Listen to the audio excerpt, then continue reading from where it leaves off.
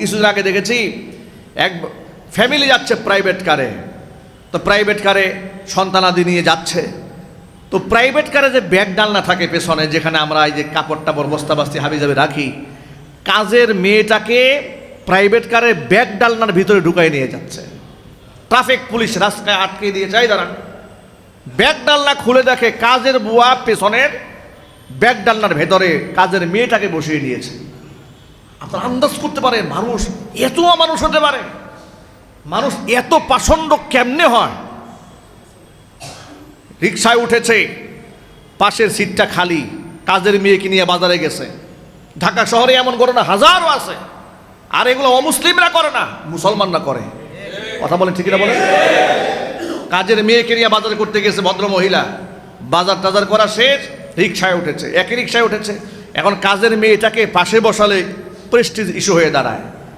নিজের দুই সিট নিয়ে একা বসে কাজের মেয়েটাকে পায়ের কাছে বসিয়ে রেখেছে। দাস দাসীর প্রথা না থাকলেও এই সমস্ত জালেমেরা কাজের মেয়েদেরকে দাসীর চাইতেও নিকৃষ্ট আচরণ করে, ঠিক না বলেন? আবার মাঝে মাঝে দেখি পৈশাচিক আচরণ, তাদেরকে গরম শিক গরম করে তা দিচ্ছে, গরম পানি ঢেলে দিচ্ছে, হাত পুড়ে দিচ্ছে, পা পুড়াই দিচ্ছে, আবার এগুলো কষ্ট দিয়ে সে মানসিক তৃপ্তি পাচ্ছে। নাউজুবিল্লাহ। ইসলাম থেকে এরা কতটা দূরে সরে আছে। এগুলো ইসলাম নয়। ইসলাম মানুষকে উদার বানিয়েছে, বিনয়ী বানিয়েছে। ইসলাম মানুষকে এই সবক দিয়েছে, ধনী এবং দরিদ্র দিয়ে ক্লাসিফিকেশন হয় না রবের কাছে, আল্লাহর কাছে ক্লাসিফিকেশন হয় আমল দিয়ে, আখলাক দিয়ে, চরিত্র দিয়ে, ঈমান দিয়ে। ঠিক কিনা বলেন? সমাজের বহু শিল্পপতির চাইতে এই সমাজের অটোওয়ালা রিক্সাওয়ালাদের দাম আল্লাহর কাছে অনেক বেশি।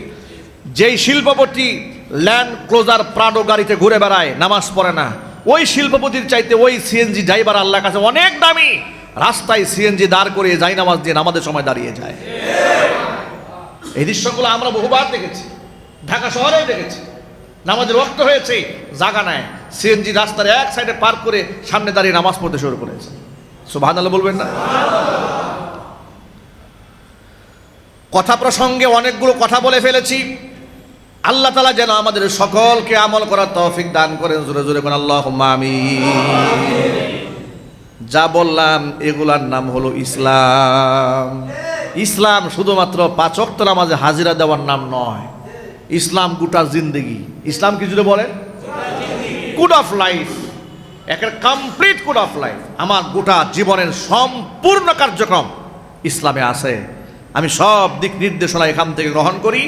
নবী করিম সাল্লাল্লাহু আলাইহি ওয়াসাল্লাম হচ্ছেন আমাদের জন্য আদর্শ, তিনি মডেল, তিনি হচ্ছেন নমুনা। যদি কারো শিখতে মনে চায়, জানতে মনে চায়, সে যেন আল্লাহ রাসূলের দিকে তাকিয়ে থাকে। তাহলে আমাদের শিক্ষার বিষয় হলো মেহমানদেরকে সর্বোচ্চ সম্মান দিতে হবে। মেহমান দেখে ঘাবড়ে যাওয়ার কোনো কারণ নাই। আম্বিয়া আলাইহিমুস সালাতু ওয়াস সালামের সুন্নাহ ছিল এটা। সাথে সাথে নবী করিম সাল্লাল্লাহু আলাইহি ওয়াসাল্লাম খুব ভালো করে জানেন মক্কাতুল মুকাররমার এই লোকদের মধ্যে মেহমানদের ইজ্জত রক্ষা করা এটা বড় দায়িত্ব হয়ে দাঁড়ায়। নবীজি এই কৌশলটা অবলম্বন করলেন। উকবা ইবনে আবি মুইতের দাওয়াত গ্রহণ করে দস্তরখানায় বসে বলছেন, উকবা আমি তোমার বাড়ির মেহমান। বলে, হ্যাঁ আপনি আমার বাড়ির মেহমান, তো তুমি আমার তো সন্তুষ্টি চাও। নিশ্চয় আপনার সন্তুষ্টি চাই। তাহলে তুমি যতক্ষণ কালিমা গ্রহণ না করবে আমি সন্তুষ্টও হব না, আমি তোমার খানাও খাবো না। কি একটা প্যাঁচ লেগে গেল। এখন উকবা ইবনে আবি মুইত ভর মজলিসে বাড়ির মেহমান না খেয়ে চলে যাবে, সেটা মানতে পারলেন না।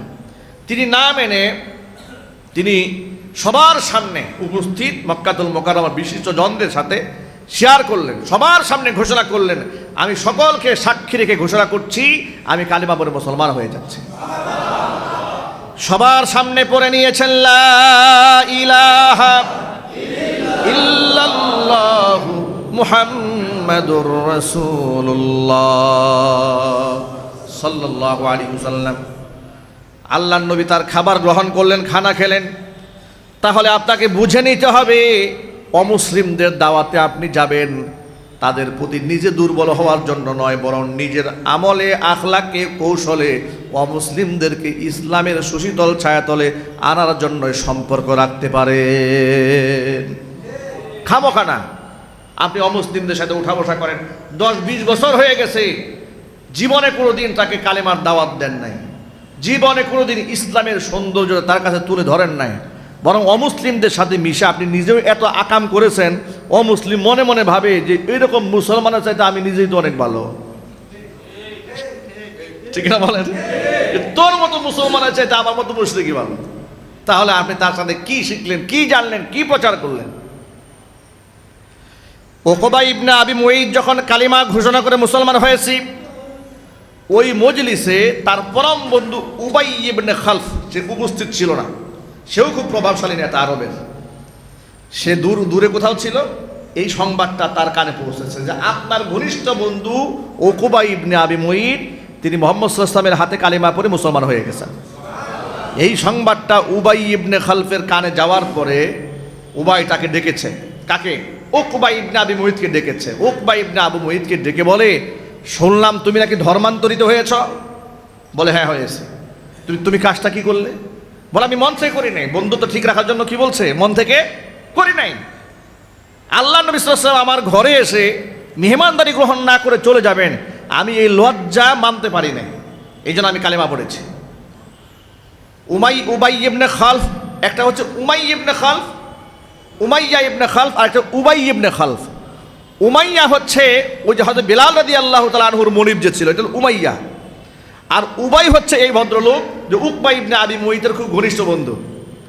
উবাই ইবনে খালফ উকবাকে ডেকে বলে, উকবা অত শত বুঝি না, বন্ধুত্ব ঠিক রাখতে চাও নাকি? বলে নিশ্চয়ই চাই। যদি আমার সাথে সম্পর্ক ঠিক রাখতে চাও, আজকে এই মুহূর্তে মুহাম্মদ সাল্লাল্লাহু আলাইহি ওয়াসাল্লামের কাছে যাবে, তার কাছে গিয়া তার কালিমা তাকে ফিরাই দিয়ে আসবে, আর তার মুখের মধ্যে থুতু নিক্ষেপ করবে। কি একটা ভয়ঙ্কর কথা চিন্তা করেছেন? তার মুখের মধ্যে গিয়ে থুতু মারবে আর বলবে তোমার কালিমা আমি তোমারই ফিরিয়ে দিয়ে গেলাম। উকবা ইবনে আবি মুঈত বন্ধুর মনস্তুষ্টি কামনায় এই কাজটা করার জন্য প্রচণ্ড বেগে দৌড় দিয়েছে মুহাম্মদ সাল্লাল্লাহু আলাইহি ওয়াসাল্লামের কাছে। আল্লাহর হাবিবের সামনে সে গেল, যাওয়ার পরে নবীর চেহারার দিকে তাকিয়ে বলছে, মুহাম্মদ আপনার কালিমা আমি আপনাকে ফিরাইয়ে দিলাম। এ কথা বলে মুহাম্মদ সাল্লাল্লাহু আলাইহি ওয়াসাল্লামের মুখের মধ্যে থুতু মেরে দিয়েছে। আপনারা চিন্তা করেন রাসূলের মনে কি আঘাতটা লেগেছে, কি কষ্ট লেগেছে এই উকবা ইবনে আবি মুঈতের ব্যাপারে। নবী করিম সাল্লাল্লাহু আলাইহি ওয়াসাল্লাম কখনো কারো ব্যাপারে বদদোয়া করতেন না। কতবার ফেরেশতারা এসেছে এদেরকে হত্যা করার জন্য, নবী বারবার মাগফিরাত কামনা করেছেন, ক্ষমা প্রার্থনা করেছেন।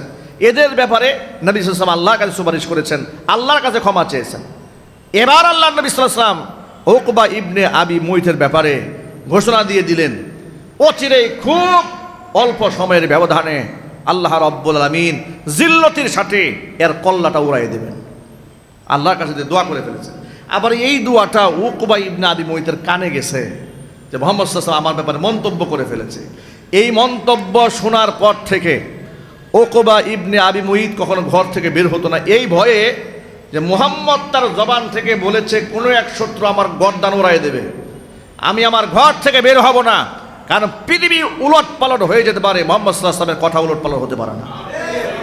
এটা কাফেরও বিশ্বাস করতো। এটা উকবা ইবনে আবি মুঈত বন্ধুকে খুশি করার জন্য কাজ একটা করে ফেলেছে, কিন্তু রাসূল যা বলেছে সেটা যে বাস্তবায়িত হবেই হবে, এটার কোনো ভুল নাই, এটাও তিনি উপলব্ধি করতে পারলেন। এরপরে তিনি সহজে ঘরের সীমানার বাহিরে যেতেন না। বেচারার কপাল খারাপ। বদর প্রান্তে আল্লাহ নবী সাল্লাল্লাহু আলাইহি ওয়াসাল্লামের মক্কাতুল মুকাররমা ছেড়ে হিজরত করে মদিনায় যাওয়ার পরে প্রথম যখন যুদ্ধ শুরু হলো, তো বদরি মুশরিকরা যখন তাদের সৈনিকদেরকে বের করে আনতেছিল, তাড়াতাড়ি চলো বদরে যাব। কেন? মুসলমানরা মাত্র 300 অল্প সংখ্যক মানুষ আছে, এই একটা সুযোগ এদেরকে চিরতরে শেষ করার জন্য। এই উকবাকে তখন ডাকা হয়েছিল। উকবা তখন বলেছিল, না আমি কোনোভাবেই যুদ্ধে যাব না, ওরা সংখ্যায় যদি 10 জনও থাকে আমি কনফার্ম আমার মৃত্যু নিশ্চিত। আল্লাহু আকবার বলেন। ওরা সংখ্যায় যদি 10 জনও থাকে আমি এটা কনফার্ম, আমার মৃত্যু নিশ্চিত। কারণ এই কথা বের হয়েছে মুহাম্মদ সাল্লাল্লাহু আলাইহি ওয়াসাল্লামের মুখ থেকে, যার মুখ থেকে 40 বছর একটা মিথ্যা শব্দ উচ্চারিত হয় নাই। চিৎকার দিয়ে এখন আল্লাহু আকবার। ঘটনা তাই ঘটল, উকবা কোনোভাবেই বের হচ্ছিল না।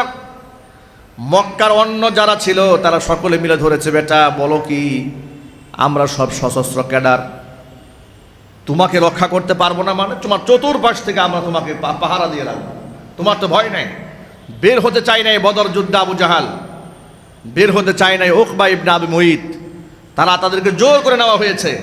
তারা এটা নিশ্চিত ছিল যে মুসলিম বাহিনীর সাথে লড়ার পরে আমার জীবন নিয়ে ফিরে আসার কোনো সুযোগ নাই, কারণ আমি যে শেষ হব ভবিষ্যৎবাণী করেছেন মুহাম্মদ রাসূলুল্লাহ সাল্লাল্লাহু আলাইহি ওয়াসাল্লাম।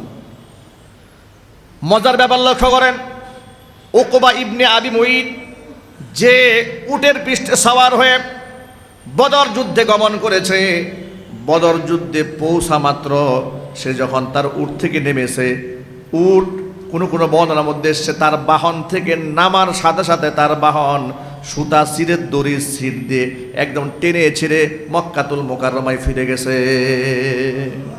মুনিরকে যে নিয়ে আসতে হবে খবর নাই। উটের কলিজার মধ্যে এটা আল্লাহ পাক ইলহাম করে দিয়েছিলেন যে ও বাঁচবে না, তুই আগেই ভাগ। সুবহানাল্লাহ। যখন অবস্থা খুব বেগতিক দেখতেছিল উকবা, তখন সে বুঝতে পারলো যে আমার মনে হয় ঘটনা খারাপ হয়ে যাবে, মুহাম্মদ সাল্লাল্লাহু আলাইহি ওয়াসাল্লামের কথা প্রতিফলিত হবেই হবে। দৌড়িয়ে সে নিজের বাহনের দিকে চলে যায়, গিয়ে দেখে যেখানে বাহন রাখছিল বাহন তো সেখানে নাই। এরপরে সেখানে সাহাবায়ে কেরাম তাকে ধরেছিলেন, তাকে টুকরা বিচ্ছিন্ন করে চুলের মুষ্টির মধ্যে ধরে নবী করিম সাল্লাল্লাহু আলাইহি ওয়াসাল্লামের সামনে বদর যুদ্ধে হাজির করলেন।